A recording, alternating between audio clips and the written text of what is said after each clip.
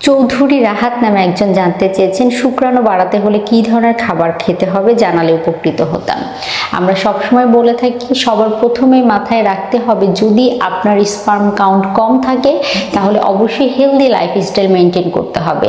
বাহিরের ট্রান্সফার জাতীয় খাবার বিভিন্ন গবেষণায় বারবার করে উঠে এসেছে, যে সকল ছেলেরা নিয়মিত মদ্যপান করে, ধূমপান করে আর বাহিরের অস্বাস্থ্যকর খাবার গ্রহণ করে তাদের শুক্রাণুর সংখ্যা দিনে দিনে কমে যেতে থাকে।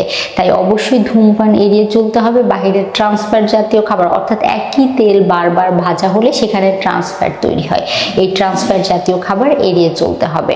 পাশাপাশি হেলদি ডায়েটারি গাইডলাইন মেনে চলতে হবে। খাদ্য তালিকায় বাদাম রাখার চেষ্টা করতে হবে, কিশমিশ রাখার চেষ্টা করতে হবে, খেজুর রাখার চেষ্টা করতে হবে।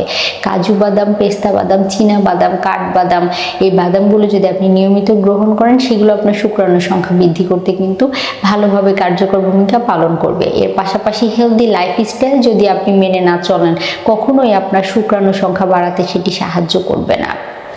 আমরা অনেকেই বিভিন্ন খাবার খেয়ে যাই, টিভিতে বলেছে এটি, ইউটিউবে দেখেছি এটি, বিভিন্ন খাবার গ্রহণ করি, কিন্তু দেখা যায় আপনি নিয়মিত ধূমপান করেন, আপনি নিয়মিত ট্রান্সফার রাস্তার পাশ থেকে ছাড়া আপনার নাস্তাই হয় না, এগুলো গ্রহণ করেন, তাহলে কখনোই আপনার শুক্রাণুর সংখ্যা কিন্তু বৃদ্ধি পাবে না। এই বিষয়টি আপনাকে অবগত থাকতেই হবে।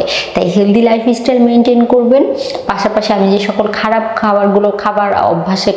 অভ্যাসের কথা বললাম সেগুলো এড়িয়ে চলেন, তাহলে অবশ্যই শুক্রাণুর সংখ্যা বাড়াতে সাহায্য করবে সেগুলো।